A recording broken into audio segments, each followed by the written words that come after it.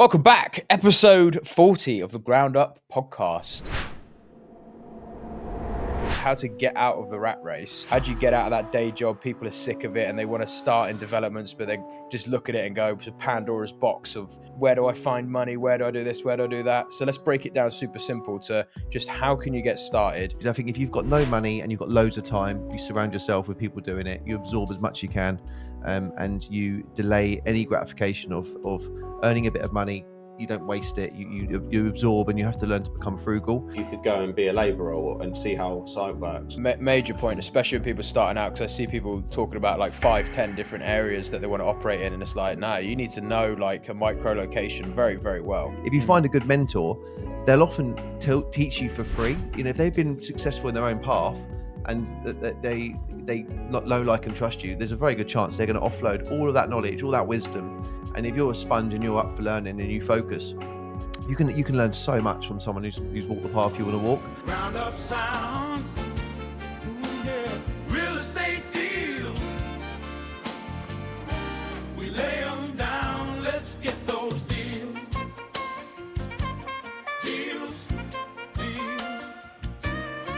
Deals making money, baby.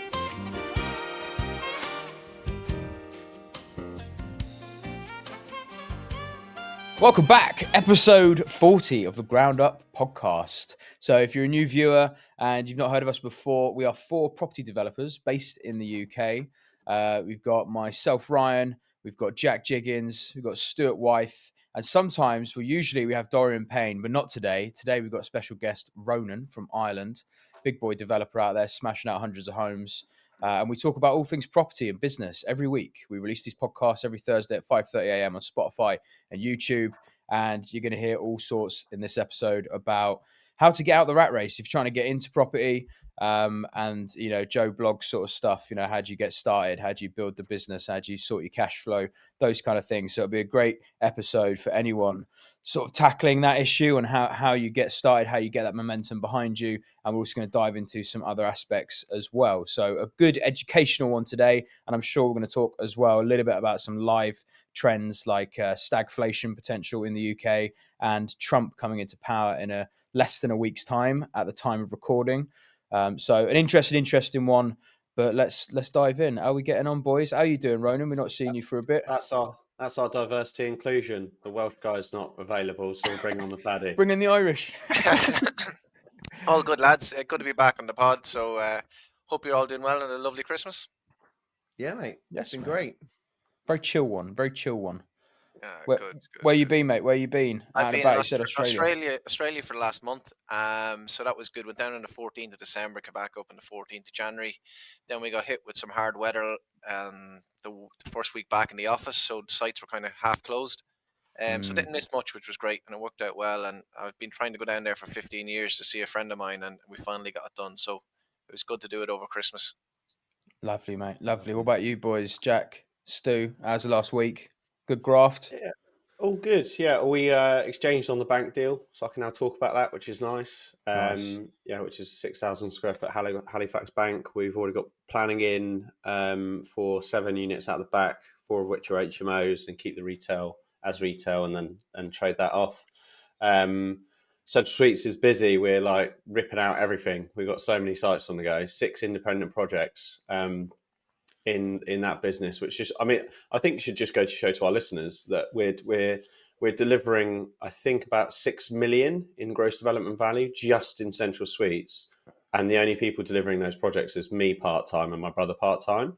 So it just goes to show that if you create the time, you can be doing, you know, and if you couple that with XPs doing, you know, between 30 and 40 mil at the moment, so it's, you know, it's quite a significant delivery pipeline for just a little company that's flipping houses and building HMOs out.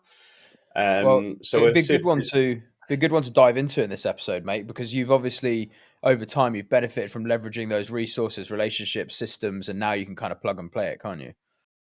Yeah. I mean, it's still fairly time consuming. Like I actually spent about half an hour yesterday trying to find a glazing petition. I just couldn't get over how expensive they were, which I need in our retail shop. I ordered one anyway from Norway. Was like the best option I could come to. Yeah, Easy. like honestly, to put up a glass partition, I thought like a glazed set of like three glazed panels that you can slide them all back and forwards because it's like the inside of a retail window. I thought that would be like 400 quid, 500 quid. They're like £3,000 was the cheapest I could find just to supply, and then you got to fit it. But anyway, I actually bought an external set. You know, the set you see on the end of like conservatories in like European countries, and like they have them in cafes and stuff. 400 quid. Delivery was 200 quid. Doesn't need to be any sort of fire rated stuff because it's just protecting a void. But anyway, we went down a rabbit hole there. Um, but yeah, happy to dive into why we flip houses and why we still think they work and why we do HMOs and why we still think they work. I actually think I put that as a potential topic, like why we think HMOs might be still here in 5 to 10 years. But yeah, we're Nice. busy. All good to be fair. Sweet. We're feeling the pinch a bit at the minute because we just had to get that deal over the line and plug a bit of money that we didn't think we had to. And Always the way, timing mate. and all of that. But there you go. All good. Nice. What about you, Stu? How you getting on? You got this? You waiting for planning on Twickenham, haven't you? Oh man, we're so close. Literally, I was hoping it was going to be yesterday. We've had the draft conditions through. There's 2 on there which they're trying to make us get BREEAM excellence, which on an existing building that's bulbous, that's built 200 years ago, is particularly complicated. So we're trying to lower that to very good. But effectively, we've had the draft conditions, so that's looking very positive. Explain it again. Sorry, mate. What's the BREEAM excellence? What's the just to explain it's to it? do with the sustainability of the building, so the energy efficiency of the building once it's completed has to hit a certain target. So if we can lower that, then it's a lot more achievable. It's still possible, but it's just we're asking so much of the building already to hit everything else that that's the only real condition that we want to see if we can challenge. So it's gone back to the senior planning officer now. He's gone from planning officer to senior planning officer. And it's been it's been a very tough challenge to try and get this through to keep everyone happy. And then the exact same building in Windsor, it's like they're on different planets. So you've got one building that's completely joined. They don't have a problem with converting the top. Under planning on the conservation listed building in Windsor, they have got a major issue about loss of employment. But the problem with that is that it's not a loss of employment. We've got a tenant that's ready to go on a pre-let on the ground floor, basement and first floor. The second floor and top floor was ancillaries, kitchenettes, toilets, and one layer of office, but you can't get to. So in Twickenham, there's 2 doors. There's an entrance to the ground floor, and there's a side door already that leads you up to the first and floors above. So there's already a pre-access, which means effectively you could, this is going out hopefully after we get planning, you could effectively not lose any employment and separate upstairs into offices. In Windsor, there's no side door to get you up to the second and third floor. So if you pre-let the ground floor, first floor, and basement, there's no way to use the top floors. And we also didn't market it for 12 months. This was going through the planning process, which I was advised to do. So we did advertise it. We advertised the first floor, ground floor, basement. We had offers for people wanting the whole building, but they put a nil value on the top floors. And we've got emails and we sent them floor plans to show that we were actively trying to look at what we wanted to do with the building to see what offers we could get. The council have come back and said they're going to potentially refuse the application on the basis that we're losing employment on the second and third floor. It's a pain in the arse because we've been waiting 8 weeks to go through this planning. We've got all the conditions sorted. Everything else is they're happy with, apart from this one policy, which is minor in Windsor, which is not relevant to Richmond, which is even more stringent and tough to work in. However, I went to the planning officer and said, we need to look at this again. Why is this not Class G, which is where you can put 2 flats above in a listed building in conservation? And after approaching him maybe 4 months ago about that, it was apparently he looked into Class MA and said that it's not relevant. And I knew it wasn't relevant because Class MA is not relevant to conservation or listed buildings. But Class G, I always thought we could do it, and I was told we couldn't. And then on Wednesday night, when this problem arose, it's no, we can do it under Class G. I said, go away, make sure we can 100% do it. Go back into the planning application, which they've left it and not spoke to us for 8 weeks. We just you can do Class G. That's what we're doing on our bank. So we've got like 5 applications already all lined up. And it's just a case of so Class G, change of use residential use to because our building is retail office flats already. We want to convert the office to flats, keep the retail, but reduce the size of it, and then rearrange the flats up top, which is a full application and listed building consent. The Class G application is to convert the office to resi and part of the retail to resi, which is a Class G application because it's listed is fine. Once we get that approval, that we then have a all-encompassing application that redesigns it all once you've got the change of use of the footplate. It really is a game of chess. I mean, this is what we've done with Amelie Place as well. Is we changed, so the application that's running, which has taken 7 weeks and 6 days, we've gone back to them and say, okay, let's change the clause if we can. It's so late in the day, but they've left it very late to look at it and tell us they're going to refuse it based on it being resi upstairs. So we've said we'll keep the front new entrance that we've got that no one's got a problem with. We'll keep all the changes externally that we want to keep all the vents and everything in on the plans, but just take the 2 resi units off and turn them into a separate office. And we've just sort of gone to them and said, look, let's get some activity in the high street. It's an old bank. It's been sitting there vacant for 15 months. Let's get moving with this application. And we were just waiting on a reply for them to hopefully come back and say, yeah, we'll remove the resi section, approve everything else and all the heritage bits. So at least we can go in there, do our exposure, and we can... I did listen to you, Jack, about trying to break down the application, but it was just, I can just throw it all in one application, just get it all approved and then start it. But maybe breaking it down would have been a little bit easier. But ultimately, as soon as hopefully we get the planning, if we don't get planning for that and we've got to withdraw, we've done everything. We're going to try and fast track the planning application if we need to, if we can. But ultimately, we'll then sit in our hands for 8 weeks. We get the external changes changed. And then once that's done, we'll then go in for Class G for the 2 flats above. So. One of the main reasons we break down the applications is because if you get something approved like Class G, you can convert an office to resi, you can start strip out. It's not hot. You can then... It's not actually the fact that it's one of the main benefits is you can start work. Like you can actually get on site, and that 3 months of construction will save you more than the planning application cost that's gone in. And it also makes their life easier because a planning officer goes, well, that's not too contentious. It's only 30% of what would be. So rather than waiting forever for everything, literally every little detail, we've got a little house that we're flipping, and we've got 3 planning applications going in on it. Because we know that it's listed and we want to like rip out kitchen, redecorate. There's some structural works we need to do, which will be invasive and needs listed building consent. But we're doing an application that's simple stuff that they can just look at and go, fine, approve. And then we're on site. There's another application which is more contentious, and they'll have loads of questions, and they'll have discharge conditions and details of sections of steels that are going in and all of that sort of stuff. That's going in separately, so it's not going to hold up the whole job. If all of that was in one, we wouldn't be able to start for 6 months. How do you sequence the works there then? Because surely you do a lot of your structural works right at the start, just after strip out. So do you just work around that until you got? You basically leave those elements of the. So for an example, this house we need to re-landscape. We don't need consent for that, so that gets done first. So weirdly, you like pick the areas that you do the job. But when your program adapts to the permission. Yeah, exactly. But when you finish the structural works and make good, nothing else needs doing. So you're finishing sooner. The thing is, as well, is you need to balance the amount of cash you've got. So we've got X amount of equity, which we're trying to balance, especially with the holding costs and waiting for these reports to be done and for these delays that are almost outside your control. We don't want to go ahead, get stage 4, do the strip out and do everything yet until we know what we're building.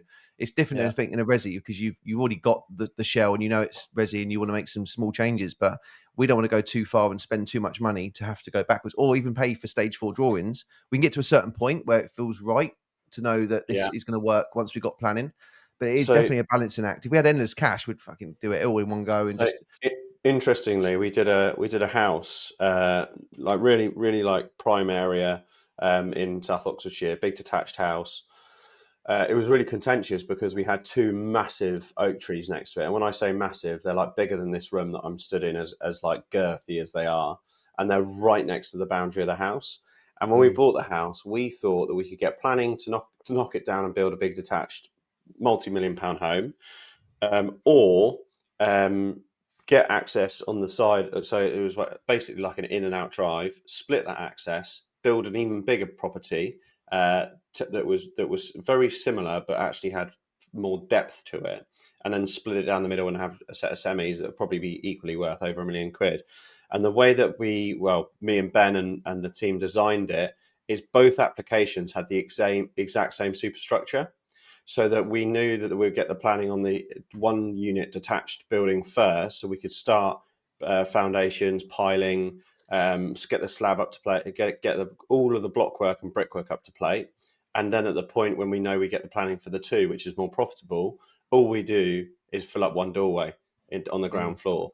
So, you can be strategic about this. And it's about like forward planning time and running that. And yeah, there was probably a little bit of compromise on design if you were to go completely from scratch, but you've wasted 15 months because we were Speed is actually back better, and yeah. forth with the arboriculturalist for 15 months on the At what, application. Yeah.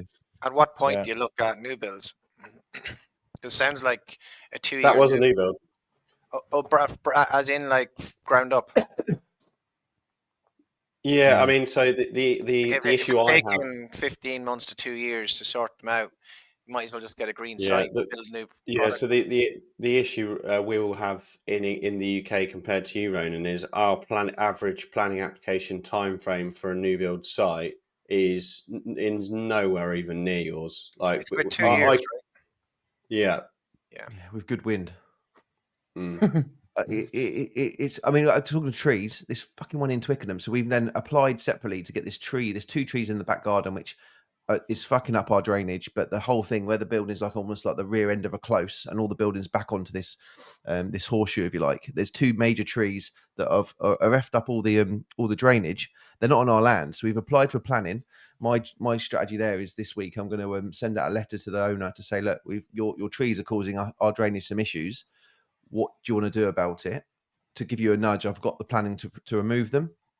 Just let me know what you want to do, because I don't want to remove the trees because I'm worried about I'm not too worried about them being on their land. It's redundant around the rear. What I would be worried about is that cutting these trees out and having fuckloads of subsidence and problems around those buildings that are quite close to the circumference of the tree.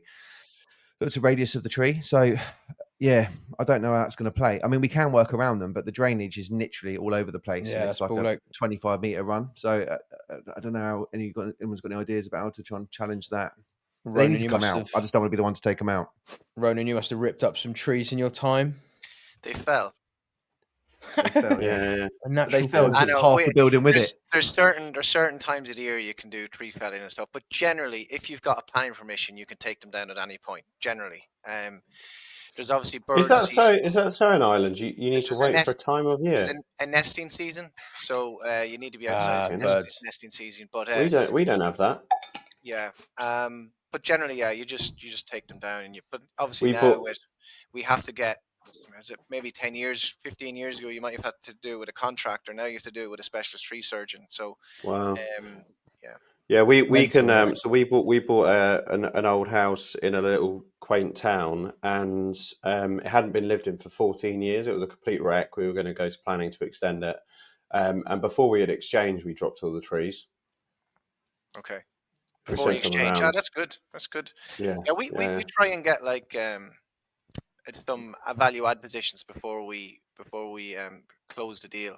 That generally helps. Again, just for timeline, lads, it's going through the wheel, and by the time you close the sale, it's hopefully close to being out, or at least you have an indicative idea. Because in Ireland, we get our kind of decision after 8 weeks, but after 5 weeks, we'll know if there's any local complaints. If there's no local complaints, and you've ticked most of the boxes, you're hoping at worst case Good you chance. get a further information request or perhaps a grant.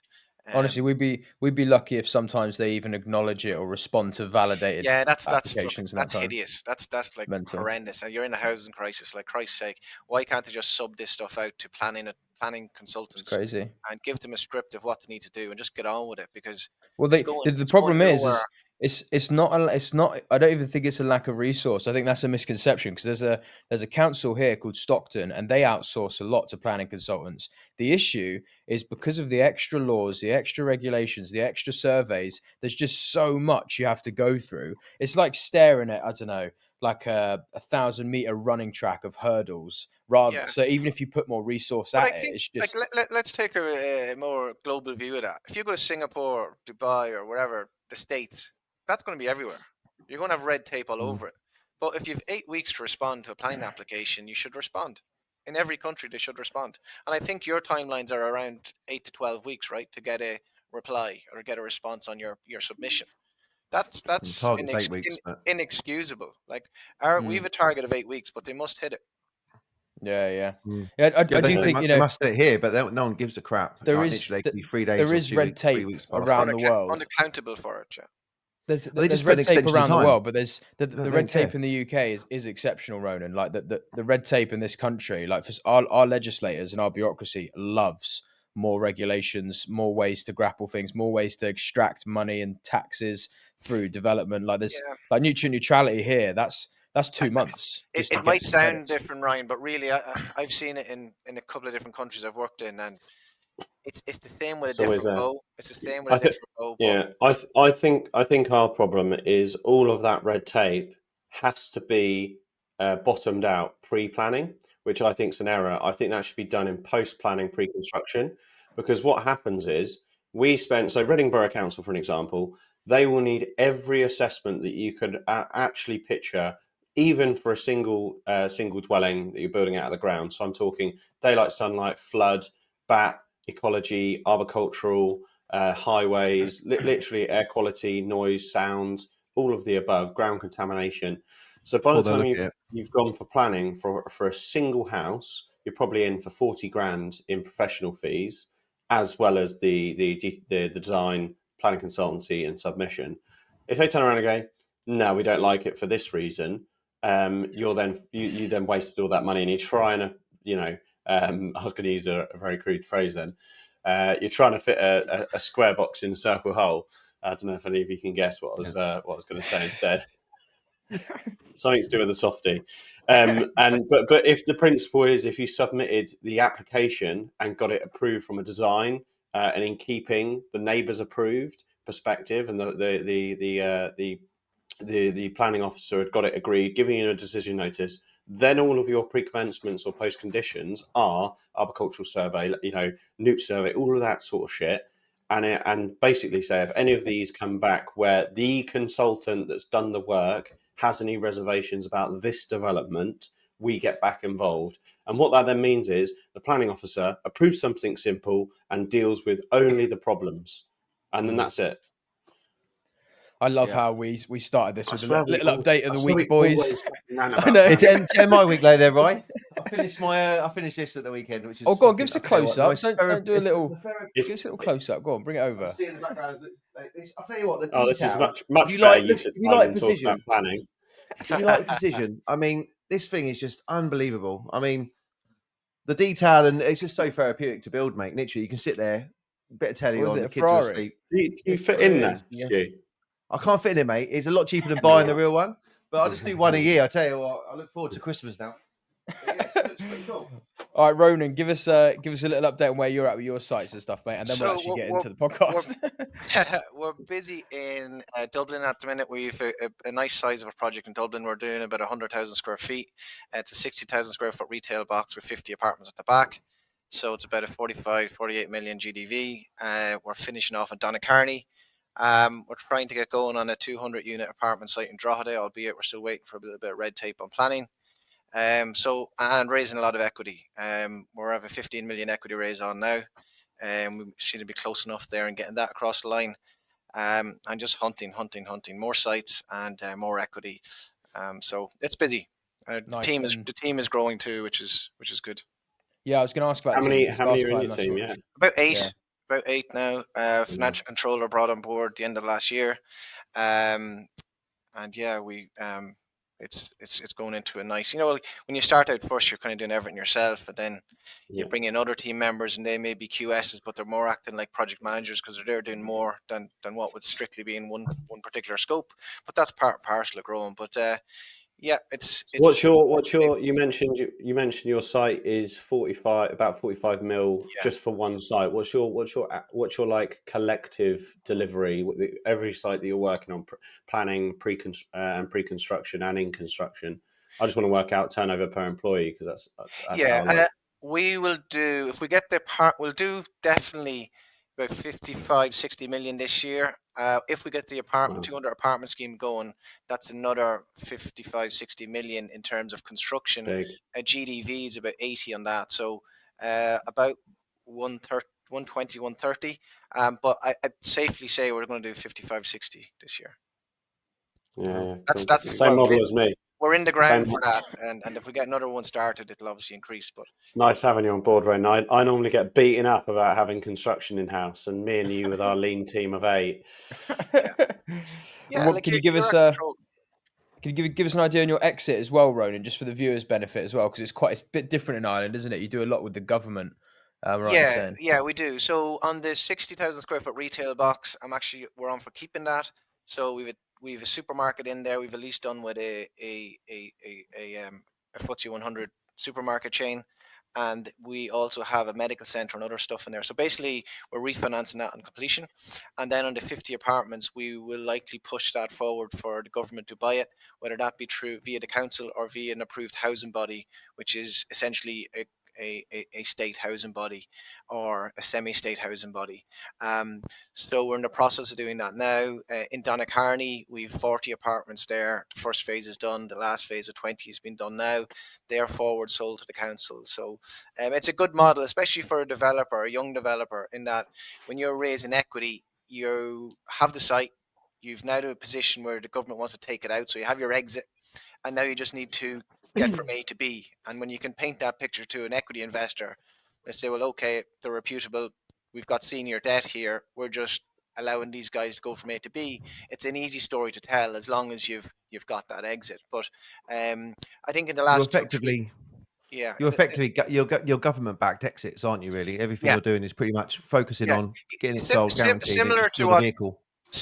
Dorian kind of has, albeit Mm. we develop it ourselves. We develop it at our price, and then we sell it as if we're selling it to a fund. But generally, it's sold to the council here. Um, Mm. yeah, and then the big thing is they're buying at scale here. So recently there's a company called Cluid. It's a semi-state housing body.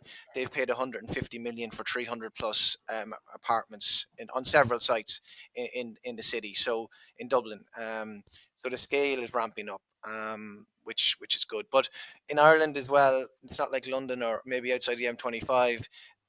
We need big funds to buy these apartment blocks, and if the funds aren't here, which they're not because of interest rates, the apartment blocks are not going to be built, because you Mm. won't get finance on them. So you need to have an exit to build them. You can imagine building 5 or 6 houses, or even 150 houses for that matter. If you've the equity and cash or the senior debt to do 30 houses or 20 houses, you'll have the money to do 150 because as you just roll it through, you build 20, sell them, build the next 20, and so on. With the apartments, you can build an 80, 101 block. You have to complete every single apartment before you can close one sale. So Yeah. there's no way in this market, people or developers or banks are going to give high LTVs when there's no exit. So we need the exit there to build it. Yeah. Yeah. Naughty. And if the naughty, government naughty. dried up, or if they started saying they're not going to start, you would sell just directly to public, would you? And just would you So stop yeah, and change your whole strategy? they've actually increased. They've actually increased the amount of money by a couple of billion in terms of what they're trying to buy. So they're ramping up the purchasing. But it's quite dangerous in that, like, the problem in Ireland now, into one sense, is for every 10 houses that are being built, 7 of them are being purchased by the government. So if all of us are working and paying our tax and we're trying to buy a house, 3 out of every 10 houses is available to the private market. And if there's a Mm. queue of 100 of us in a line trying to buy them houses, naturally inflation is going to jump up, or sorry, the house price is going to Supply and jump up demand. Yeah. relative to inflation. So when you pull Mm. out that cord of the 70% of the stuff being bought by government, you could have quite a significant drop in the sales prices. How is the government trying to fix that? Is it build more houses, or is it try and It's buy less houses, or No, they're quite aggressive in trying to buy more houses. I suppose the way you can only fix that is flood the market, and I don't want to say that in a wrong way, but you need to get more land zoned. You more need to stock? fix the planning system that if Yeah. it does get challenged, it's not going into court for 2 years, which happens here. Um, they're trying to operate on those grounds, but like it's supply and demand. The only way to fix that is to increase supply dramatically, and then instead of maybe 7 and 3 for every 10, it's going to be like 50-50 or something like that. And Um, do you consciously think about the long tail risk there? Is that all the why time. you're happy to No, you get rid of all the time. sites basically? Get rid of Yeah, them, well, hold the it's Tesco's. like, let's say we buy a house or buy a house, a site, and it's going to take 3-4 years to deliver if it's a large scheme.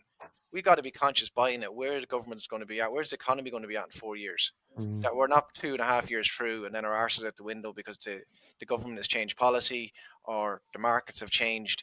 So we have to be very conscious of that. And I think there's obviously great safety in getting a government contract because it's essentially a bond with the government. It's going nowhere. So at the moment, we're kind of focused on delivering and chasing developments that are in that category, which would have a high local need for social housing or affordable housing or senior living housing. So they'll buy in either of those categories, but we don't have to define that category. They kind of define it in their purchase. But like, if That's we're crazy. The stock's the same for social housing and senior living housing. yeah, yeah. Again, if it's apartment blocks, you could have certain blocks or certain things that are more designed internally to accommodate senior living. But whether it's social or affordable, it's the same tenure, really. You know, it's someone's Yeah, getting sure. it for free, or to an extent, or someone's getting assistance in terms of some assistance on the mortgage directly from the government to be able to purchase that house. So there's quite a lot of incentives. We have a new government just formed in the last maybe 24, 48 hours, and they are just released their what you call memorandum, or say, for the next 5 years. So they're very aggressive to get housing. I think it's what, if not the number one, it's one of the top policies at the moment for a new government. Just for our listeners out there. Sorry, Jack. go on, Stu. Listeners, I was going to ask a general question, so if it ties into what he's currently it's talking more of a about. macro perspective. I just was interested in how the Irish are getting so much money to buy 7 in 10 houses, and where that's coming from. Is it from taxes or the people? American companies. It's American just like, companies. it just feels like Wales and Ireland are totally, their governments are totally Yeah. spend. And what the hell's going on with the UK? Where's any support from here? So I just wanted to know where all this money's coming from. We collect a lot of taxes, so once you go over, I think it was 36, it might be 40,000 euros now, you're in the high end of the tax bracket. So it's 50% when you add in your PAYE and all this kind of stuff. And on top of that, when you buy a property here, or even a rental property, if you have 10 rental properties, the government takes 50% of the rent, and then you discount your mortgage payments. So you pay rent off your gross rental income.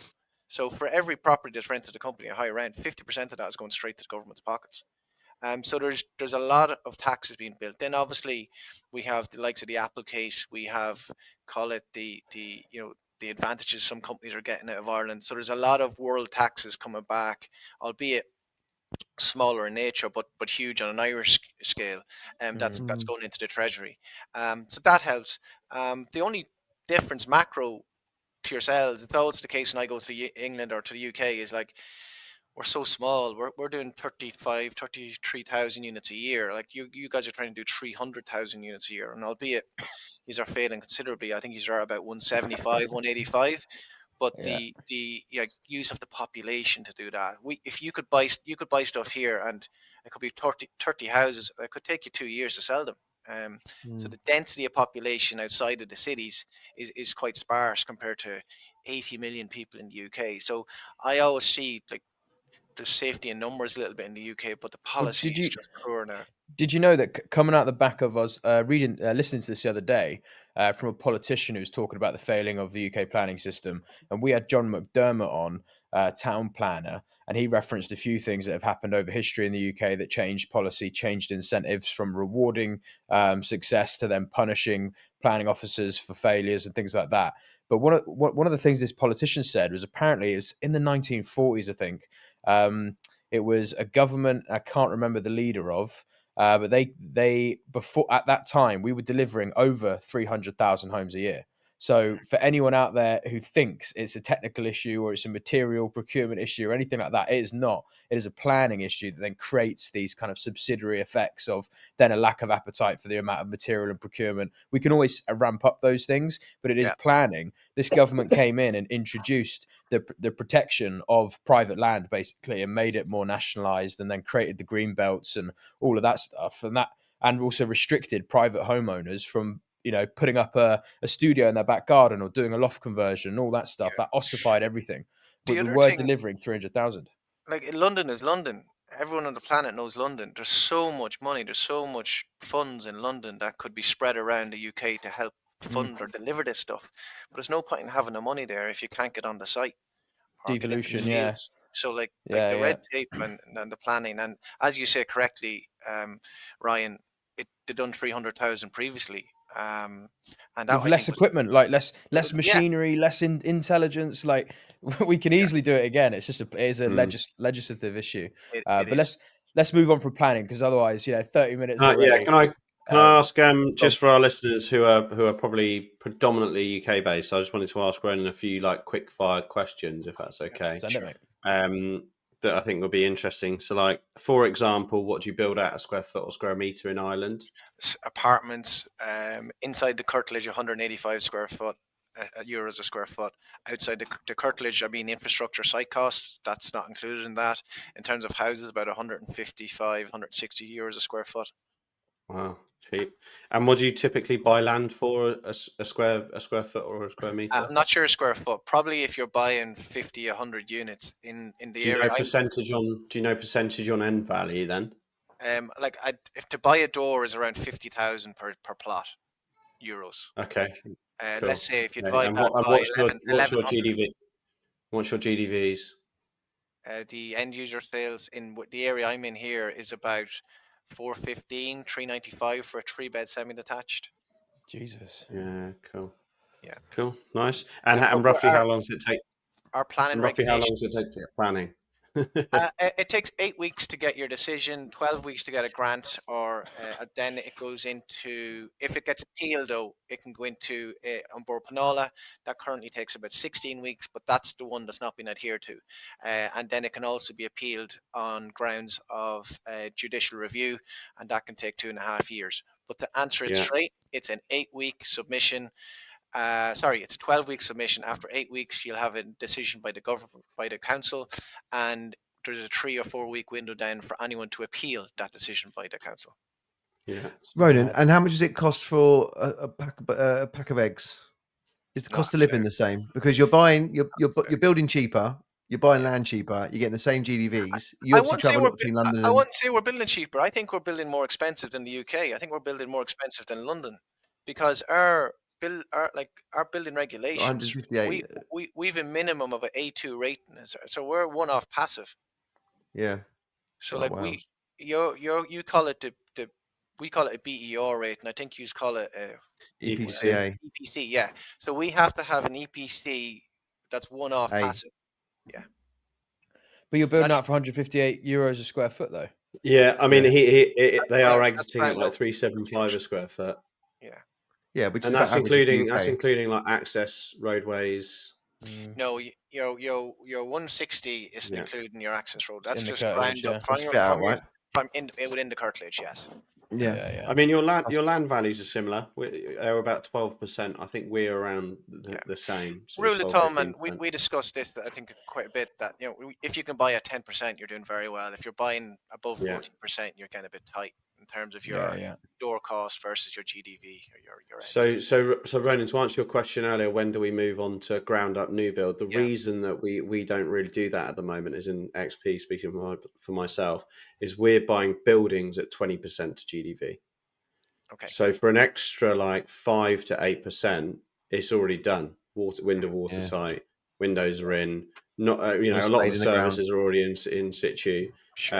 And we don't have to wait 2 years for planning it. It's 58 days, which is where we're really sharp. Yeah. And I wonder how the guys that are buying consented sites are doing it or not. There's no margin in that for us. Okay. I think it's better if you're a contractor, builder, or contractor. There's no margin in it for the builder either, really. They want too much from. I think we wouldn't be able to afford putting in a main contractor. We are the main contractor on our developments, so we bring in plasterers, carpenters, etc. as subcontractors. But if we were to ship it out to a big contractor that does offices, there's no way we'd make margin because they look for too much. Yeah. All right. Well, let's go on to the next part of this episode, but nice little roundup there. Just quickly as well, touch on the Ground Up Network, because we've ran that for a couple of weeks now, and we've done our first few live calls. Stuart and Jack did theirs this week, and we had some great members on presenting their deals, and basically we hashed through their deals. And this is one for Sean in the back end. I've got a video that you can plug in here. What we're going to do for the next hour is just go through any questions anyone's got. And had another bedroom at the back in the dormer and sort of balance the space out. Okay. But it depends if you're trying to get a 5 or 6 bed and how many en suites you're going to get. And these are my numbers for only a 5-bedroom property, factoring in holding costs, and it's similar sort of returns of 15%. And I'd get that price moved around before you take your build around, because that needs to move. If you did studios, you wouldn't have to touch most of the structural. So I could just try and use the internal structure and then, minimise the build costs. And ended up with a option agreement for a commercial property. Sort of say this is your risk capital here that you're chucking into the deal. This is this weird indoor market. Yeah, okay, so that one there is not included. It's still within the conservation area. And the unknowns of getting planning and all those costs, it's usually rarely worth it unless you can get 3-4 houses on there. Okay. Well, thanks for that. I'd just like to say it's been really good tonight. I'm really find it really interesting. I think it's better to go into the details. There's so much stuff out there. It's just high level and made up figures. It doesn't really add any value. Yeah, exactly. Details and getting into it and sharing your costs, which is The main value we're trying to offer with these deal appraisal things is just to sharpen people's tools in their head. I'm just trying to get to the financials, right? I'm just talking about the economics of this, right? So, Because I sold 20% of my company to a small family office, and the funds that I get or the business gets has to achieve a certain return. How can we help, Freddie? Basically, we're currently undertaking commercial to residential. We're doing 3 flats. The use case we're going for is holiday lets. We've checked the title plan. It shows the boundary, including that right of way. been really good. Thanks for the kind of substantive answers, guys. Yeah, no problem at all. Yeah. There's a lot of fucking bullshitters in this world, as I'm finding out, and already. Oh, yes. There absolutely is. So, they've been substantive answers. I'm grateful. Cheers. Yeah, no problem. I mean, it's exactly why we thought we did the podcast initially, and then the more we did the podcast, the more people wanted us to answer questions and help them out. And we were like, we can do that on a podcast, but we can't really do that. We can't share a screen and go into detail and try and really help. So hence, setting up the network hopefully is going to be a useful thing for people. Just to demonstrate some of the deals we ran through, the kind of details we went into, looking at the plans, looking at the numbers, looking at planning permission, and just basically everything that you need to stack up commercial deals or HMOs. One of the guys, Alex, unfortunately brought HMO to the table. We had a deal agreed on, and Jack and Stu, after appraising it with him, went, look, mate, this ain't going to stack. You need a better deal. I think it was like a 10% return, wasn't it? By the time we flushed it out. Just wasn't worth it. Return on cash. There's better deals out there. But yeah, no, we had 3, didn't we? We had Alex, Jordan and Jane, all part of the deal analyzer or the ground up network. So yeah, they come on for sort of 15 minutes. We sort of structured a presentation just to try and hit as many of the boxes that we need to make a bit more of an informed decision. It was just nice to hear them express their thoughts, where they're at. And, some of these were newbies, beginners wanting to understand what we thought of a particular deal. We had a big Victorian lump down in the West Country. We had a brewery, which was quite interesting, sui generis, limited access with a little market on the front, and we had HMO on a high road in the southeast. So yeah, it was quite nice to break them up, look at the floor plans, get creative with Jack and I, and how we would carve them up. And I think over the next few weeks, we're going to start sort of potentially presenting some of our current deals and previous deals, so we can sort of show people what we looked for and why we bought those particular deals. So yeah, it's really, really fun. It's good to do it. We're doing it every other Wednesday, aren't we, from sort of 7:30 basically to 9:30. Wednesdays and Mondays. So it's just a little plug for anyone out there who's not joined the network yet. Join the network. You can see the link in the description of this podcast. 7-day free trial. And the feedback we're getting so far is brilliant. I'm really happy with how the members come back and go, fucking hell, this is proper in depth. The high level stuff you get from these training gurus is mental compared to us going in hard on the numbers, shooting people down as well who are trying to take on stuff that they just shouldn't be doing. Keep it simple, start smaller, build up gradually, rather than here's a 10 grand course on commercial to resi. Start there, baby. Yeah. Waste all your fucking money. It's crazy the advice some people have gotten. So yeah, make sure you join the network. Jack, you got anything to say before we move on? Yeah, no, it was really enjoyable to sort of see everyone at the the stages that we've walked that path. We understand where we need to be. A lot of people are like, how can you analyze bigger deals? It's because I've looked at 3,000 deals in my life, and you just get to know, to feel the look. And one thing I would say as a takeaway for anyone, I had someone reach out to me who I know just for a bit of advice, and he was looking at buying a HMO, and he was asking me what colour I paint the skirting boards. And I was like, do not focus on that detail when you haven't even bought it yet. Focus on the stuff. Where's the room rental coming in? Where's the income? Where's the leverage? Where's the risks? Where's the construction? all blurry. This fucking camera's doing my head in today. You gone blurry? I was going to say, yeah. I thought it was my because I was standing up. That's what I think it was. Kept on like auto focusing on. It's your hands, mate. As soon as you put your hand in front of your face, it tracks your hand. Defocus it. Anyway, too expressive. Yeah, it's but yeah, focus on Yeah, the that's things the word. that I've got a bit of a theory on development. A lot of people say that property and property development is like walking down a corridor and shutting a load of doors one by one until you've completed the corridor of shutting doors. And one might be planning, the other might be building control, one might be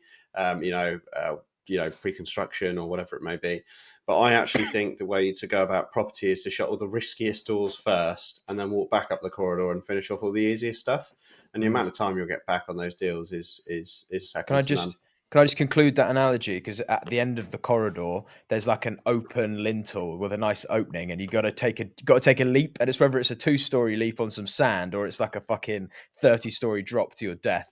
That's then the gamble you play, and you got to try and make that that the depth of that drop as narrow as possible. But yeah, anyway, fun analogies. But yeah, that's the Ground Up Network, guys. Super valuable for anyone starting out, but also anyone established as well. We've had some guys in there with some good knowledge, and obviously they're spreading nuggets. So happy days. But let's get on to one of the topics of today, which is sort of segues from the network stuff, which is how to get out of the rat race. Because a lot of the questions we get, a lot of the people we speak to, obviously look at the conversations we're having. Ronan's talking here about 200 fucking units, and that's just kind of incomprehensible to people. And how do you get to that? Where do you start? How do you get out of that day job? People are sick of it and they want to start in developments, but they just look at it and go to Pandora's box of strategies, optionality, risk. Where do I find money? Where do I do this? Where do I do that? So let's break it down super simple to just how can you get started? Let's say it's someone in a full-time job at the moment. They might be touching on the property sphere, but let's just assume that they could be doing anything as a day job, but they want to get into property development full-time. That's the career path they want in the future. They're happy to be patient, don't necessarily have a lot of money, but they might have a little bit in savings. What's the advice you're giving to them? What's that roadmap? Ronan, we'll start with you, mate.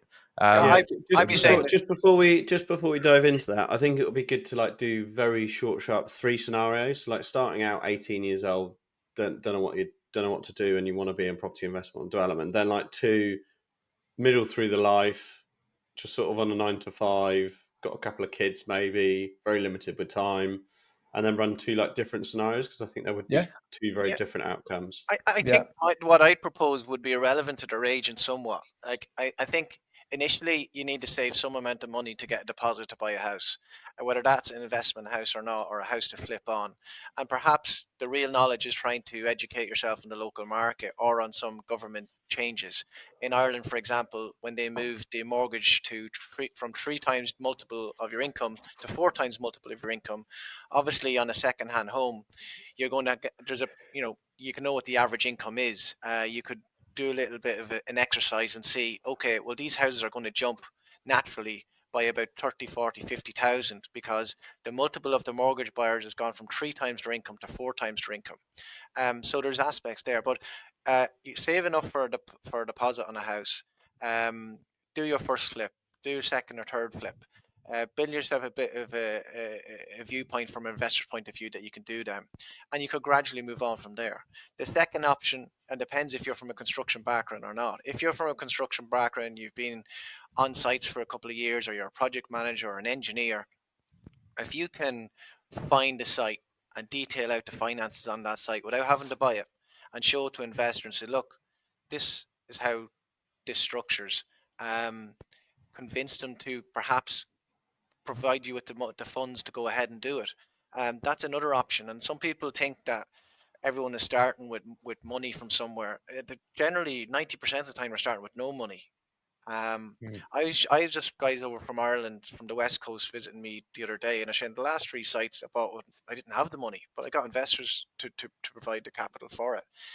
So, if you go with that mindset that everybody doesn't have the money, it takes away an awful lot of the huge excuses. The other one is time. JJ just touched on time. He's doing 6 million turnover now on central suites. So there's ways of structuring it, but ultimately there's going to be a little bit of risk, not a little bit of risk. There is going to be significant risk. especially if you're not from a construction background. But if you get in and buy your first house and roll through the punches and get that out successfully the far side, and let's say you even break even, or hopefully you've made 40, 50,000 or double your money or whatever, like that's a start. And I think it should be in many people's means to save 20 or 30,000 and to try and then get into the property ladder. I think in the UK particularly, it's a cheaper entry point because you can do HMOs. You cannot do HMOs in Ireland. You can do flips, all right, in terms of doing up a house that's maybe fallen over the last number of years. But the entry point in the UK is actually advantageous. So like just get out there. But I'd say a key part aside from the money is know the market you're in. Know it inside out. That if you go to an agent, you should know it better than him. At the end of the day, it's your money and they're going to tell you what you want to hear. You need to know the market inside out. So I think that's a big item people need to maybe focus on rather than the money side Major of things point. initially. Yeah. Major point, especially when people are starting out, because I see people talking about like 5-10 different areas that they want to operate in, and it's like, no, you need to know like a micro location very, very well, and then get to know the council, get to know the lay of the land. So yeah, major point there. What about you then, Jack? Oh, Jack, your mic's gone funky, mate. We had that on the Q&A, didn't we, Stu? One of the persons in the network said that their architect said that they could do a conversion of an existing commercial building at £66 a square foot. Yeah. And I was like, double it and you've done well. Like all these consultants and people advising you aren't the one with a cock on the block. They still get paid at the end of the day and sleep at night. Well, they get paid first. They get paid first, so they don't care. They're out. Yeah, sorry about that. Yeah, and their PI don't cover them.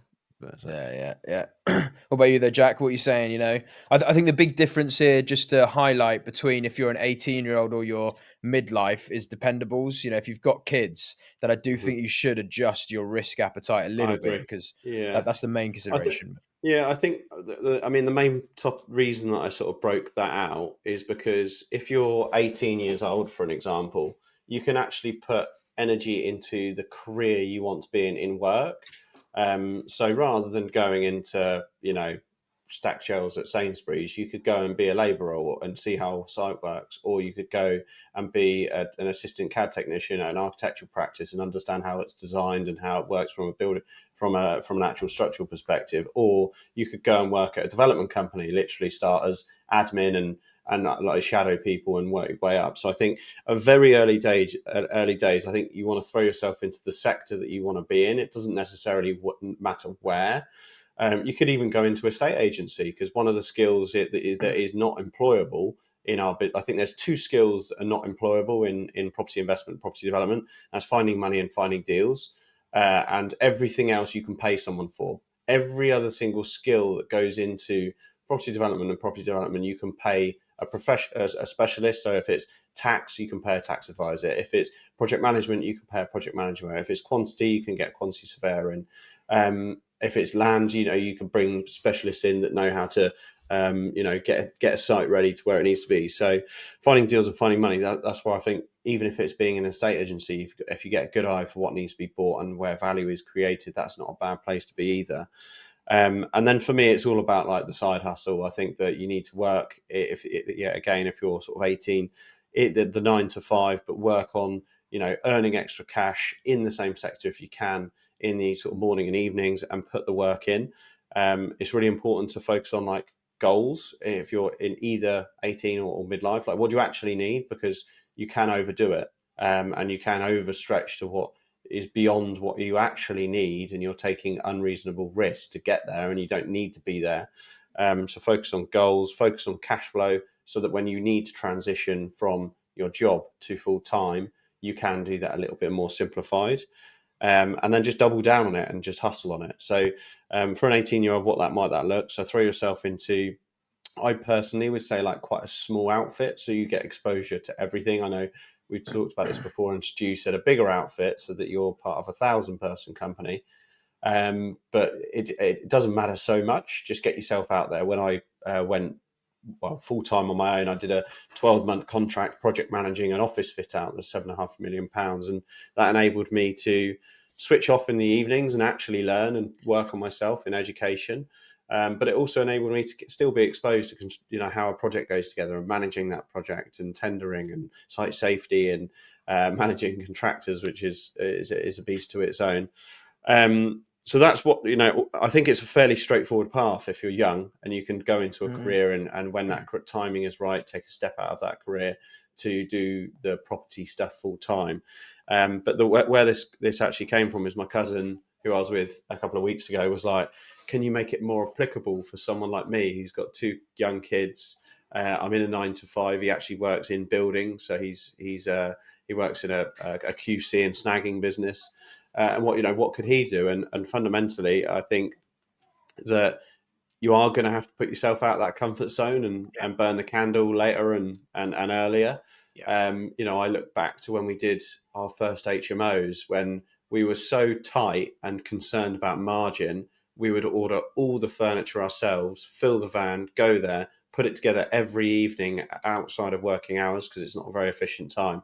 And it takes us like a week to put all the furniture together because we couldn't afford to just whack the payment down and get someone to do it for us. And when you start questioning yourself when you're driving home, you've got a puncture, it's 1 a.m, it's raining, and you're thinking, what am I doing here?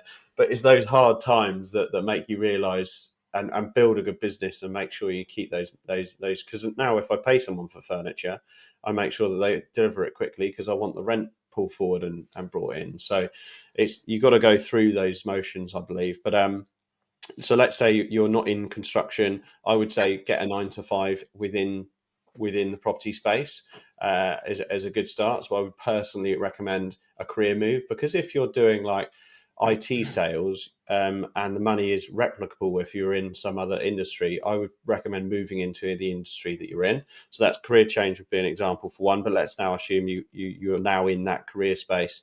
It's all going to be about what can you do.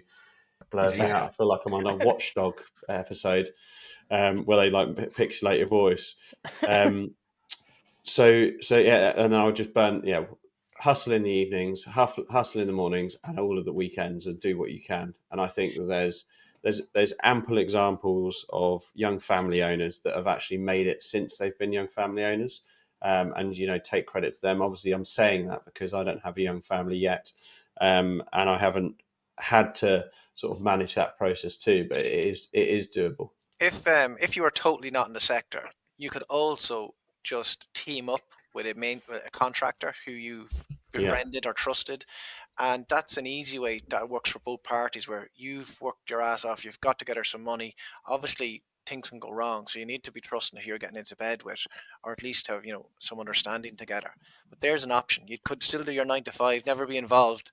Like there's a lot of investors, probably even within the 4 of us, that are doing similar operations. And also for any job you're in, one thing I always tell everybody is get a bloody mentor. So I've used mentors all my working career. I was with a company called Mate. I seen the guy who I wanted to be like, and I went and spoke to him, and I says, right, what do I need to do? Met him once, twice a week, or maybe every fortnight. What do I need to do to get better and to educate myself? I still have a mentor now that are external to my business to educate me on what to do next, what should I do, piece of advice. I think any job you're in, I think it's as a young person. How much would you pay a mentor, Ronan?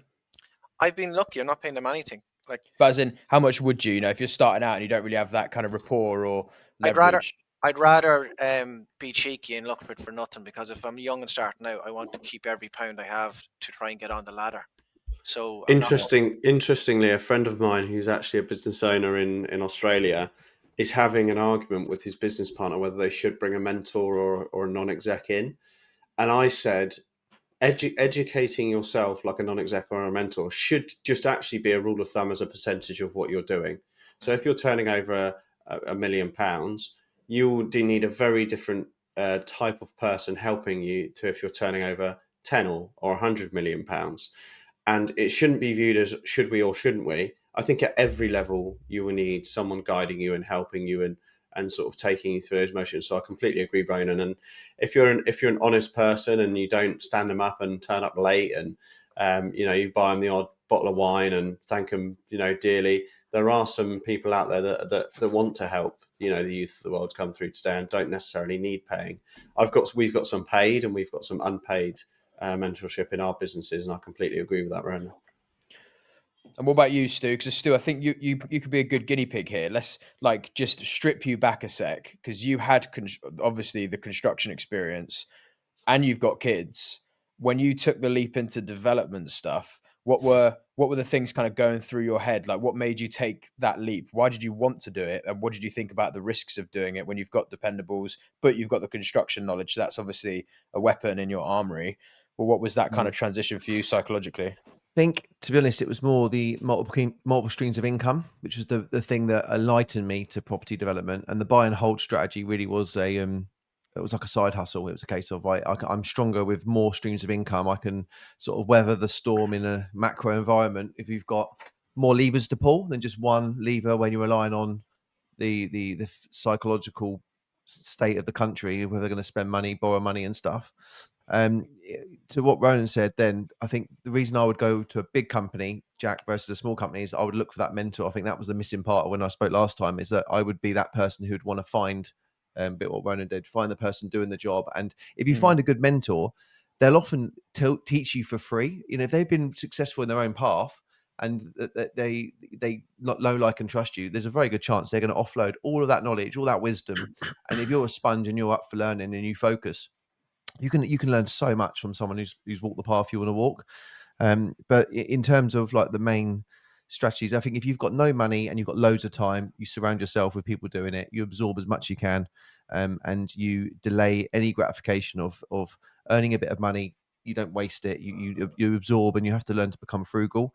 If you're in a position where you've got a family and you've got a fairly successful job, and the days are ticking by. I've had a very good friend of mine who's just handed his notice in. He's just like, I can't do another year in the mechanical world at BMW. I'm done. He's got a detailing business. I'm like, you need to take a month and focus, and you will be successful, because he's now opened his mind to this time. It's very scary. And I remember how fearful it was leaving my secure job to start my first construction business. So I went into business with two brothers. And that to me was spreading the risk, because there was three minds were better than one. And after 5 years of doing that, I then had the confidence to do it on my own and to do it the way I wanted to do it, because I built that knowledge that I could fall onto. I think that if you've got money or you've got a house and you can refinance the house, you need cash, whether it's by living below your means, learning how to save, learn how to invest in stocks and shares, try and build that pot as quickly as you can before you can get it to a sizable amount. And you need to learn to sacrifice. You need to sacrifice friendship circles, time out, drinking, meals out. The way that the Western world live now is we've just become huge consumers, and it's an addictive way of living. And if we can stop living that way and actually, don't go out after 6 o'clock, stay in, make a packed lunch, go back to basics, don't spend £6 on a coffee. You'll be amazed how many tens of thousands you can build to get going. And if you want it enough, you'll do it. And it's short-term pain, but the gains are insane. And that's why 95% of people don't do it. It's because they're not willing to make those sacrifices. So look within, learn, and learn how to create opportunities. If you're a creative person and want to do deal structuring, go down the estate agency route and get around people who make things happen.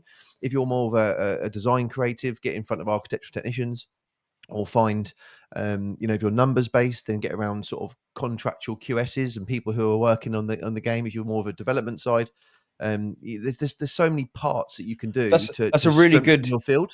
It's a really good train of thought there, Stu, just to marry your attributes with the right sort of professionals within the game, because a lot of developers, I mean, even between us and like take Dorian as well, who's big on education, very studious, loves his numbers and his details and stuff. I don't particularly like going into those things as much, but I do like the creative. And there's other people. I mean, Ronan, you're obviously you came from Mace, so you'll have a serious sort of technical background, won't you? Maybe not necessarily infrastructure on the creative side and things. Yeah, Ronan will have the infrastructure that you need to run a multi-billion-pound business in his mind. He can see the playbook. And what he's then done is he's gone away. I'm talking on your behalf, mate. But what you've done is you've taken that big playbook and you've created your own playbook. Ronan, you can log off. You can log off. Stuart's just going to talk about you. I'm waving your flag, mate. That's what I'm doing. I'm a flag waver. I'm a massive fan. But no, that's why I would go to a big company, because you want to understand the big framework and work backwards, and then you piece together. Once you've seen something, you can't unsee it. If you come from a small business, which is where the world I've come from, and the grass is always greener, I get that. I wouldn't change my background, but by going from a small business, is you do walk the walk and you learn from every mistake, but it takes 10 times longer. If someone gave me the playbook of how to run Bellway Construction, I would absorb that and I'd go, right, let me work out how to do it better. And that's how businesses progress and evolution of businesses work. I'd add one caveat to that though, just with, if you are joining a big business, what you'll never appreciate is the shit show that was the inception of that business. Whereas if you go and join a small business, so like my business or any of our businesses basically, and you're like one of the first sort of employees there, maybe as admin, maybe as sourcing, maybe you're doing something trivial, but you'll witness the shit show because the directors and the management, they won't have things locked down, and like, there won't be privacy in certain between departments. Everyone will just know what's going on in the business, and I think you'd actually learn quicker there for more applicable toolkits that you'll need to start your business compared to a big one. However, if you're in a big business long enough, then eventually, as you climb that ladder, you will probably start to hear about the inception stories and troubles they faced and stuff. But if you're not there at the start, when you're at the coalface and people throwing ideas at the walls, oh, that failed and the directors had to change things and we've had to do this, I think you can learn a lot quicker in those environments. But maybe that's slightly contrarian. No, I'd say just they're kind of afraid to ask. I said, change your mentality, do the opposite, be afraid that you didn't ask. Be afraid that you haven't made use of that opportunity. And like, absolutely, just go out and do it. You're not going to offend people, and very seldom there's going to be guys that don't have the time to have a cup of tea with you and just give you a bit of advice. So just bloody ask. Yeah. And I'll just add 2 cents just to the core question of what would you do, starting out, getting out the rat race. We've spoken a lot about strategies and things like that. Definitely start small, start somewhere that's palatable for you. But I think Stuart touched on it. If you don't know how to be frugal, if you've never ran a personal cash book, then you shouldn't really have any thoughts about starting a business, because you need to learn frugality, understand the value of money, understand the value of wasting money. And I think run a personal cash book first. Like, look at your monthly expenses. Where's your money being spent? You probably save a few hundred quid, maybe $1,000, maybe $2,000, depending on your lifestyle. And then you can massively expedite saving that pot of money you need to get started. So I think you have to look at frugality, and then you have to look and learn about how to be lean and what it means to spend your time and energy. And that just takes education. You've got to get around the right people, and you've got to do all that fun stuff. I've got another join point the on that. Network. Yeah, absolutely. Be around people doing it. I would never spend the principal. So the way I live my life with money is I never spend the earned income. It's the hardest money to earn. So why would I ever spend it? I only invest my earned income, and any investments that make a profit, I'll then live and enjoy my life by the secondary. So I won't book flights, holidays, buy new cars, unless it's strategic and we're borrowing money and the money's working better elsewhere. Then I'll borrow. If I'm making more money by investing it than I am consuming it, then I'll consume debt, and I'll make sure the investment is performing better than the debt I'm paying. So that goes to everything I make a decision. Ultimately, it's only spend your secondary. So anything you're earning, always put to work to try and make a better return. And then learn other ways of making a return. Even though we're in property and we're passionate about property, there is other ways of building that cash pile, that strategic reserve, if you like, in other means, in other vehicles, and have money to fall back on, because you will hit mistakes. You will have problems in property. It's inevitable. Yeah. And if you've got that's why it's important to keep that day job. That's why it's important to keep that day job as long as you can. Focus.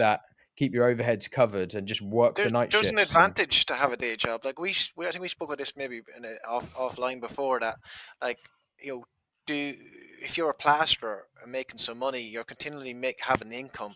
And yet you can take some risk. If you gathered 30, 40,000 or whatever, you can punt it to an extent to try and get yourself going as a developer. But you always have still your plastering business. Or the same if you're a project manager, or let's say something different like an accountant, or what else have we got? Someone is working in BMW that's done well and is able to save a few quid. You could bank on losing the money perhaps, but you're not banking on losing your income that's covering your mortgage for your house and whatnot. So, even better, a friend of mine is property person, didn't have any prerequisite experience, family weren't in it, blah blah. We sort of went on the same sort of growth trajectory of attending seminars, learning more about all the different modules and stuff. And I was super jealous of him because he worked at a big company and he could just log on and not do any work and still get paid. And I was thinking to myself, I'm losing income and the time I'm spending on living that day. Whereas, you know, he had a head start. You know, what a massive. You know, he would always look at me and be like, you know, you're lucky you're full time in this. I was like, well, how many hours do you work in the job? And he was like, an hour. Logs on, pushes a few things around, makes himself look busy, and he did that for a couple of years. So yeah, but that mentality, play the game.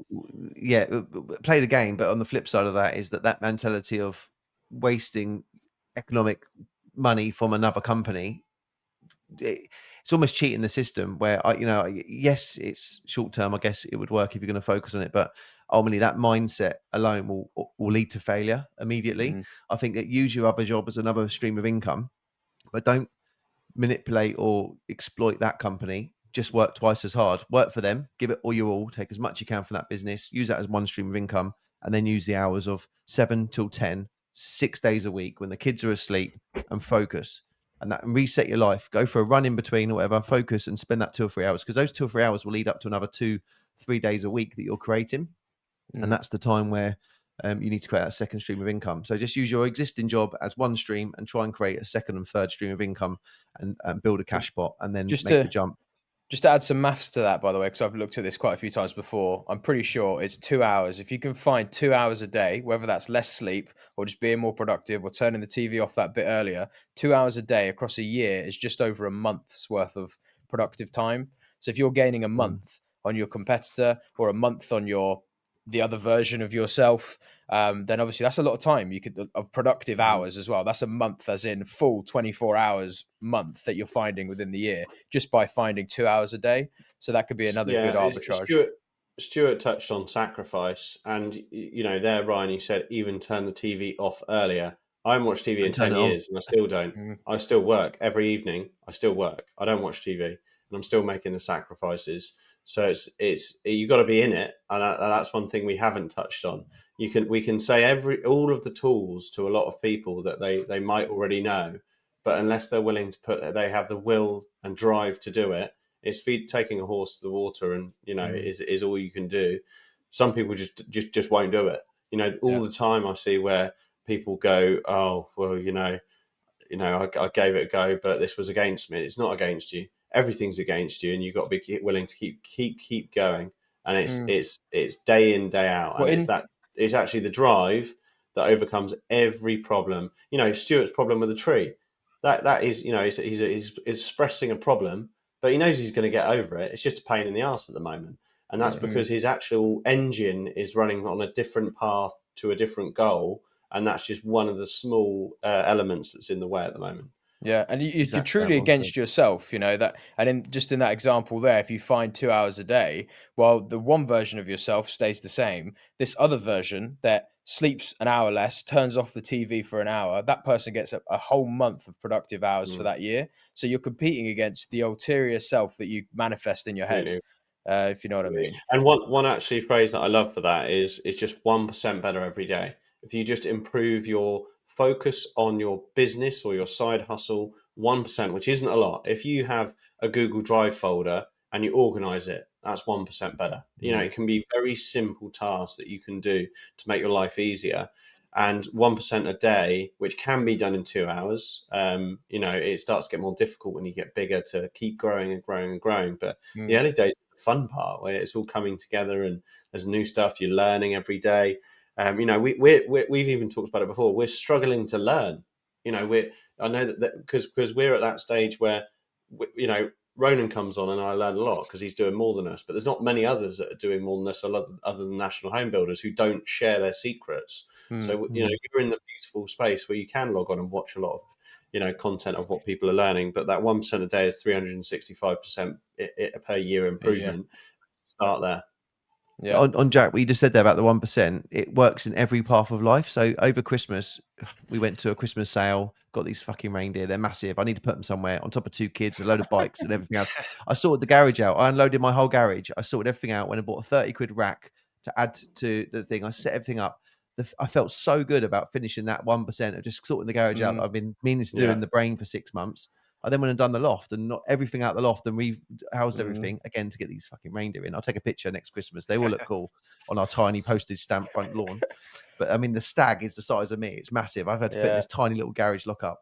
But yeah, it's little wins all the time will help you get there. And you're right, you've got to just want to do it. And the amount of times we go to networking events, I don't go to many networking events anymore because I'll be surrounded by the 75% of people who really want to do it, but they just don't really want to do it because they don't fucking do it. Like the amount of times I would meet people for a coffee and try and show them what we're doing when I was setting out trying to find my feet. And you know, I've got a few people that come instantly to mind where they're in the 9 to 5. They've got the kids. They've read every book possible. They're reading, 3-inch thick books about property development from America and the UK, and they just don't want to do it. Like you've got to want to jump off and take the risk and fail and learn, be comfortable, ready to fail.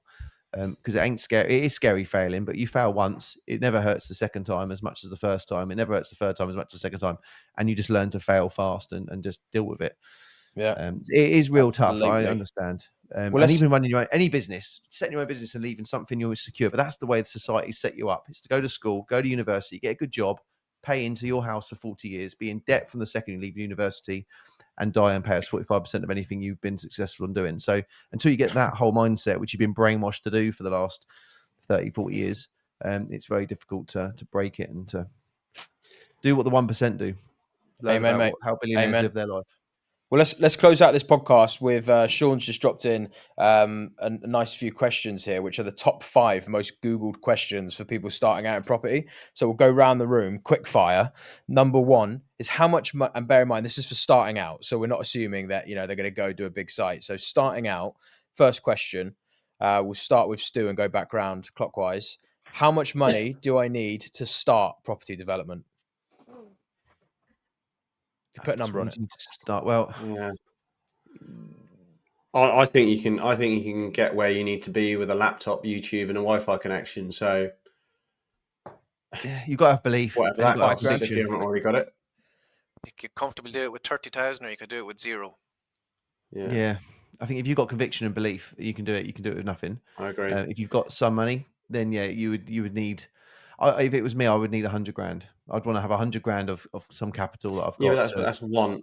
That's one. 100 grand. What do you need to start? What do you need? And obviously, you don't need anything. You don't need anything. Yeah, 0. You need belief, conviction. I think you need a mobile phone, somewhere to live, a laptop, access to Wi-Fi, and you can even sort of blag that if you went into a coffee shop every day if it got to that point. And but, JJ's. Let's say your living means £1,000 a month. And JJ's number. And JJ's phone number, yeah. His black book. Well, I would say, yeah, I completely agree, because that's pretty much what I did. I had 13 grand when I started out, but really it was negligible. It was more me putting skin in the game. So you could have nothing, but in saying that, you do need the right attributes, mindset, education, knowledge, and appetite to socialize and network. So you may not need money, but you still need equivalent amount of resources that you're going to kind of put in, which is most of your time and energy. And you've got to pay your living expenses. So you can't just quit your job and go, they said I could start out with no money, so I can start. No, you might still have rent to pay. If you've got dependables, you've got your responsibilities, you've got food to put in your mouth. But you could, if you're 18, live with your parents still. Live rent free if you can. Maybe pay a little bit towards the housing. Live with your parents. You're 35, mate. Just sell. You can house. if you want. Yeah, exactly. Mate, do you want to know an interesting fact about me? I moved. Technically, I lived next door to my parents until I was 30.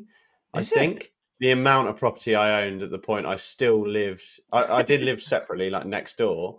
But it was funny because when I was sharing like KY, know your customer stuff with lawyers, they'll be like, "Hang on, you live with your parents?" I was like, "Yeah, don't give a fuck." I was like, I could live in all of these properties, but I don't. I'm keeping it frugal. I'm growing, and they loved it. Our investors loved it. Great way to save money.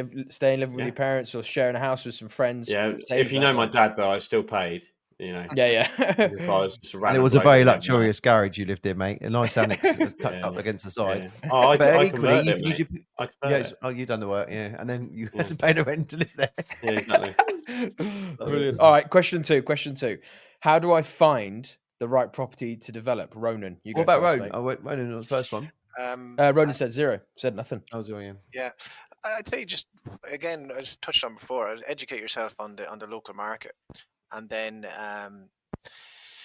that's look, there's not much more for me beyond that. Educate yourself intrinsically on the market you're in, and go from there. Before you find the right property to develop. But what would you say? Would you say they should do a new build first, or should they find a distressed house No, or something? I think a distressed house would be better. A new build, unless they're in the industry, would be a bit much to take on straight away. But I think you touched on it, Ryan. It's so important. It gets so forgotten to look at the money. Look about educating yourself on construction as well as the market that you're in. Yeah, Jack, what are you saying? How do I Yeah, find the right so property to I think develop? I think the fundamentals are to finding the whatever it is. I'm very unemotional about like a trade or a project. For me, it's getting in at this value and getting out of that value. And I've done that across product. I've done that across service in our businesses, and now we're talking about real estate.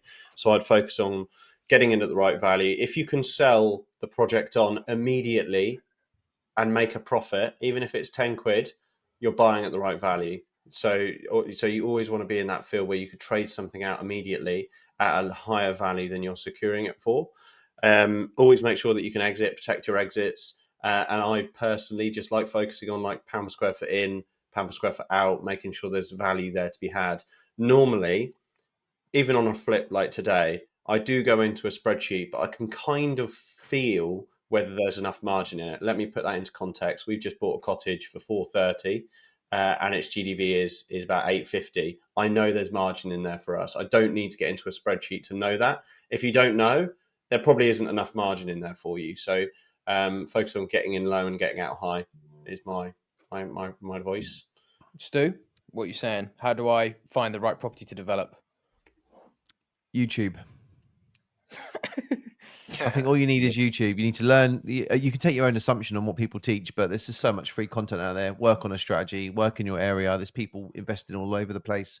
If it was me and I was starting out when I was young, I would use my principal primary residence and do it tax free. So yeah, live at home with mum and dad like Jack and flip. It's the most tax efficient way to build a pot up. And then I'd learn about HMOs and create cash flow. That's the quickest way to get to financial freedom. Would be my suggestion.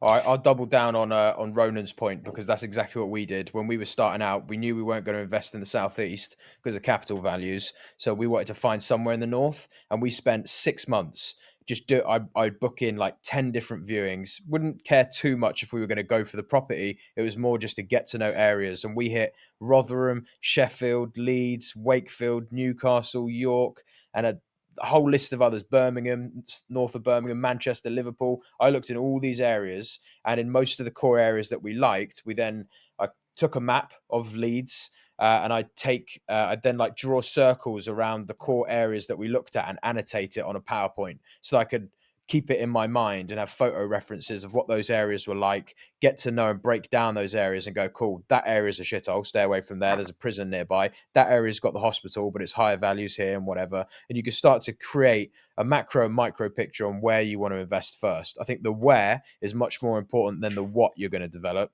And then you go into the develop. And typically I'd say get a little distressed house, nothing with signs of subsidence or anything. It might just be tired. Buy it, refurb it, and you should have 2 exits. You should be able to refinance it, or you should be able to flip it on for a quick profit. If you can do that successfully once, then you've started your journey. All right, third question. How just quickly on that point, go on, Ray. Oh, you got to shoot. Sorry, you got to shoot, Ronan, didn't you? No worries. Big Sorry, love, Ronan. Thanks for coming on, See you mate. soon, mate. No bad. Enjoy the deliveries.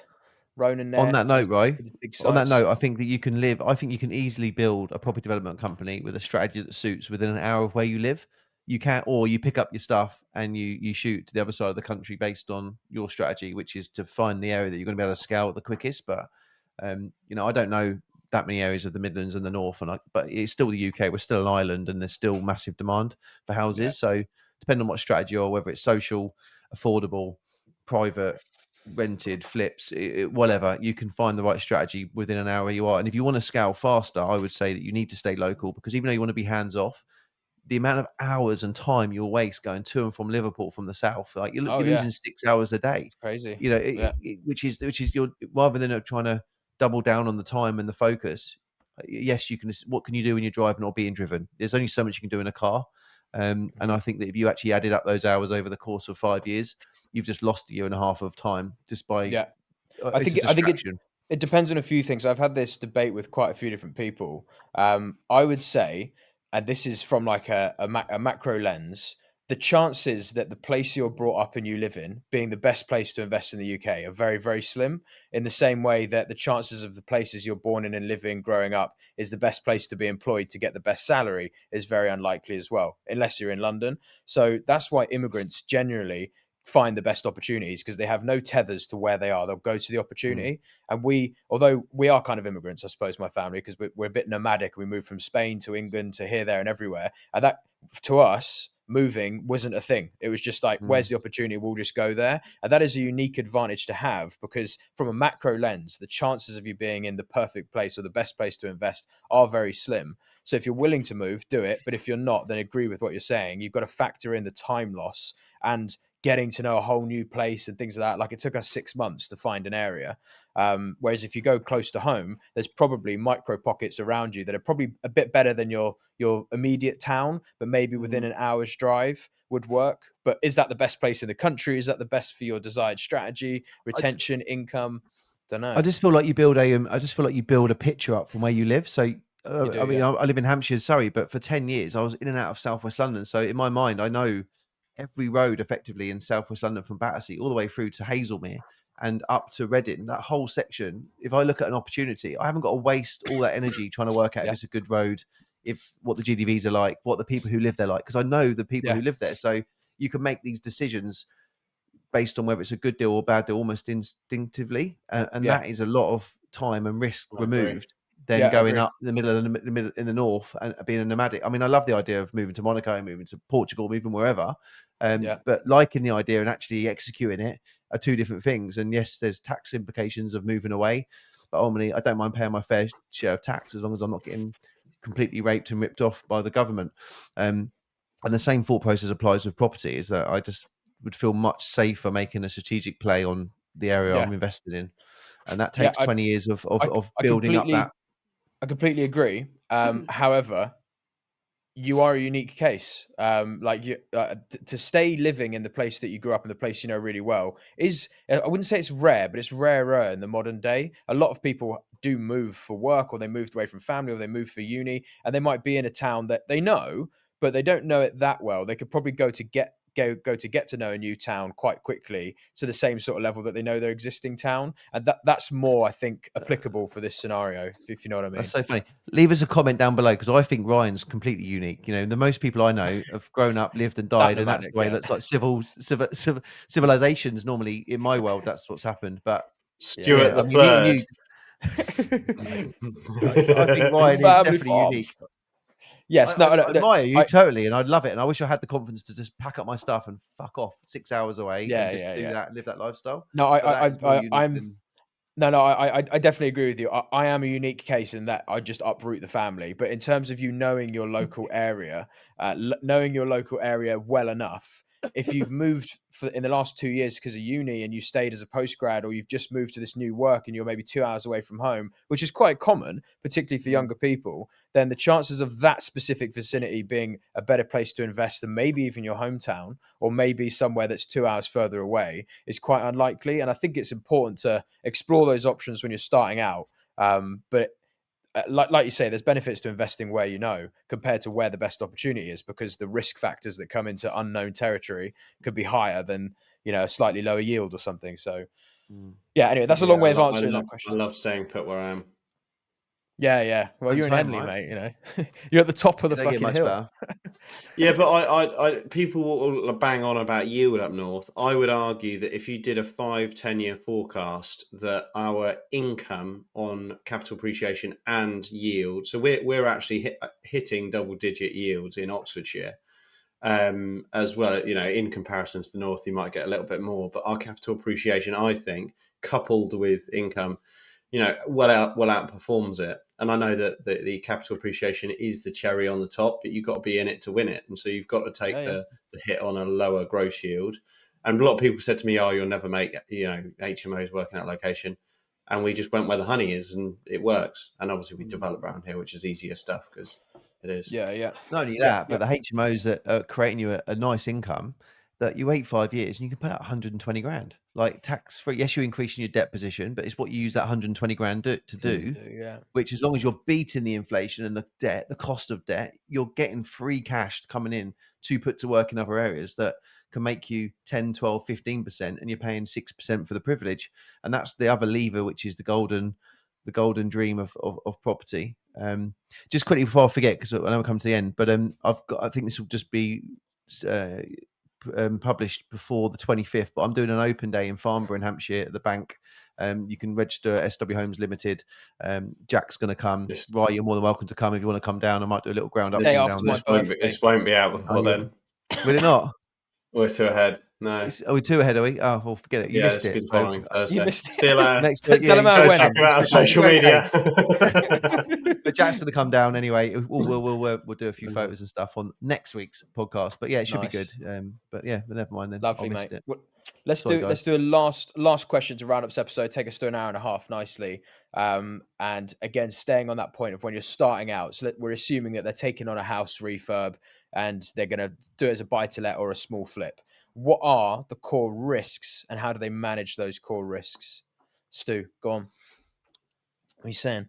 Learn about construction. I think the construction is the biggest risk, and most of the property network and people who are in this industry, the builder is the biggest risk. I think going bust, overpricing, underpricing, structural issues, roofing issues, unforeseens, utilities, groundworks. There's just so many bits that can go wrong and can cost you tens of thousands of pounds and to swallow any profit there is up. So learning the fundamentals. We're talking about a relatively light refurb here. Yeah, it doesn't matter. I mean, subsidence, cracks behind wallpaper, windows need refurbing. These things will absorb your profit better than a spreadsheet ever will. So understanding the fundamentals of actually what you're doing. You're doing property development, which means you've got to understand what it's like to develop the property. Yes, you need to understand the logistics of running the numbers and making sure that it's going to work on principle, but you need to focus on the bit that's going to hurt you the most. And what's going to hurt you the most is the cost of doing this stuff. So don't guess it. Go into business, go into a partnership, a strategic partnership with a builder if you know one, or learn. In my opinion, it's the biggest risk. So yeah, just learn about construction as quick as you physically can. Nice. Don't go beyond your means in terms of taking on too much. Have a loft conversion built, understand what a loft's built, or go and build a loft, or be around someone who's built a loft, understand what the costs are, and then apply it. Or speak to 10 people, 15 people who've had lofts and take an average, understand what their biggest risks were, any costs, an extension, understand what cage-driven piles are, understand what the ground conditions are like. Learn these things before you just go, it's going to cost a 40 grand extension, and the extension costs you 80 grand, and you were making an 80 grand profit, and now you're making 40 grand, and you've not even started the internals yet. Really, that is where you'll just absorb costs. Naughty. Jack, what are you saying? Yeah, I mean, Stuart touched on a lot of things there that I think are absolutely bang on. And just to expand on that, any problem that you may face in renovating a house and then selling it or keeping it has probably been done before or dealt with before. I think that if, for you two guys, if a young or someone that's going into the game came up to you and said, look, can I borrow you for an hour a week to help me for this project all the way through, and I'll pay you 50% of the profit, would you do it? Of course you would. You'd help them out. You'd see how you get on. So, and I think when that person's involved, the person doing it will make more profit. And I always say this, like the expertise and the skill and being there and done it before, and maybe the contacts for the contractor. You're giving away half the pie, but it's better than not making any pie at all and actually making a loss. So on the first few projects, don't focus on taking home everything, because that everything could be nothing very easily. So bring someone in that's done it before and lean on them and get their expertise. That might even be a builder, like Stuart said. That might be someone else like us who manages builders and has contacts. But lean on as many people as you can. And I would focus on build costs, abnormals like structural, groundwork, and issues with legals or restrictions, and time. Focus on time, because you want to be organised. You want to make sure the project doesn't get delayed. And I would say if you get a bank involved, they often do so much due diligence on the asset it will probably absolutely outdo the amount of due diligence you would do, and it's actually de-risking it a little bit. So it's not the end of the world. Getting a valuation done, getting a bank involved, they'll go through all the legal conveyancing and all of the project on a whole. And if they're happy with the numbers, you're probably in good stead. But it's when they go, actually, we want to do 60% LTV on what we were originally going to do. That's when I start to think, is there margin in this deal for you? So I think that you lean on the underwriter as sort of the person that's probably going to be a bit more risk adverse than you are, because if you're in this game and you're going in, it's brand new, you're probably the optimist, which is always the way we are. And how we overcome problems, that's not a bad thing. We see a problem and go, well, let's just do this, this, or this. Whereas an underwriter will go, no, not going to do it. But computer says no. That's what I'd recommend. Nice. I think Jack's bang on there with the sense checking with the banks. It's just nice to get an external conservative opinion of your particular deal. Yeah, because if they're going to lend you the money based on that, even if the money's tight, don't focus, like Jack says, on the profit. I think we go into some bigger jobs perfectly knowing we're going to aim for this sort of profit, but we know we're going to have to spend a bit of it to get it there. But the knowledge you learn from doing those big jobs means that when we do 3, 4, 5, and 6 of these developments, we're just absolutely going to smash it. I can't wait to share the stage 4 drawings. I mean, I've never seen drawings like it that we've paid for Twickenham, which we think we're going to shave 30% of the time off the build, which is huge in borrowing, in finance, because we've gone through the pain of not having these drawings done on bigger jobs prior and letting everyone basically work on a whim. We've been very lucky, and it looks great. And I'll see what you think next week, Jack, when you come and have a look. But we've learned so much, and now we should be able to steam ahead even faster into the future because of lessons we've learned. But we're not focusing on the profit. If I focus on the profit, you go, is it really worth some of the stresses? But forward thinking and where we want to go, it's going to be game changing. Yeah. Well, I'd say just to close out on that note of, you're looking at a small house where it's probably distressed and you want to refurb it. The best advice I'd give is preparedness and checklists. So what you want to do is know your numbers. So you know your area by this point. You know what kind of profile of property you're looking for. Create a viewing checklist. So when you're going around every property, you have a standard tick box exercise to identify core issues, whether that's a roofing issue, a damp issue. Try and note down whether it's potentially rising damp, or it might just be ingress from a leaky pipe or some pointing work. And then you want to look at the condition of the kitchen, the condition of the internal joinery, and just tick off all of those things. And then you have But just real quickly, right? If someone's never even done this before, how would they? The kitchen condition is bad. I'm going to come on to that. I Come can't on. ChatGPT. ChatGPT, mate. Now, the only reason I'm explaining this now is because I'm currently doing this exact process with Steve, Sammy, and Sean on the buy-to-let stuff, and I've given them checklists. And I'll explain how you can do it if you're not in my sort of position. So you've got your viewing checklist, which are basically, and I don't think you necessarily need knowledge for that. You just need to go around and go, where's signs of issues? Documenting. You're documenting issues, but you want to do it in a standard checklist exercise, because then when you get back to the desktop, you view 10 properties, you can quickly run through them. And if one of them had a flaw that was dropping 50 centimeters in the corner, just write that one off, because it's not going to be worth it. It's probably got subsidence. And then you want to create a tick box checklist for the costs of refurbishing those works. So I've just recently created an Excel sheet that itemizes the core tasks you're going to take on when doing these small refurbs, from whether it's a soft strip to a back to brick strip, whether it's replacing a kitchen or replacing the end panels and the front doors, whether you're replacing a bathroom or just the sanitary bits. And you can create a checklist like that. Then you take that checklist on the costs and then go and pay a builder, pay them 500 quid for a couple hours of their time, run that through with them and give them the scope and say, it's a 2-bed terrace, it's a light refurb. How much would you roughly say each of these items are? Have a walkthrough video with you so you can give them some context, pay them 500 quid, pay them $1,000, because extracting that knowledge from them is at least better than you having no knowledge. And you can start to tick those boxes off on properties you view and come up with a construction cost for that scheme. There's no reason with preparedness you can't have these things in place to appraise a scheme without necessarily having the knowledge, but leveraging other people's knowledge and a standardized kind of template that you use for every scheme. And it works. It's not difficult to do, but obviously the more people you can leverage and help you create those checklists, so join the Ground Up Network, you'll have accuracy when you're going to appraise these things. And that's the best thing I think you can do to front load your risk mitigation before stepping into that job. And then there's a litany of other things like exits and raising money and other stuff that we won't touch on here, but hopefully that's helpful. You've thrown those Anything else? checklists on the ground up, right? Yeah, I was going to say we're just finishing that cost exercise now on those different items, and then I'll bang them into the ground up network as more templates that More people can resources. use. Yeah, swipe and man. deploy. But yeah, anyway, anything to add, boys, before we close out this one? What are you saying? Anything more to add? Any other events that we can mention that are going to be there people can't make it to? That you missed? You could have come, but you didn't follow SO Homes Limited on Instagram. When's our boat tour? We're going to do a summer boat tour, mate. Ground up boat tour. I'm looking forward to that. Fucking do right, Windsor to London, 6 hours. I think it'd be sick. Get some followers on there. It'd be great. We've got to go get Henley in there at some point. We'll do Henley. We'll do the kayaking if you like. You can. That would be fun though. We'll go a steamboat behind you.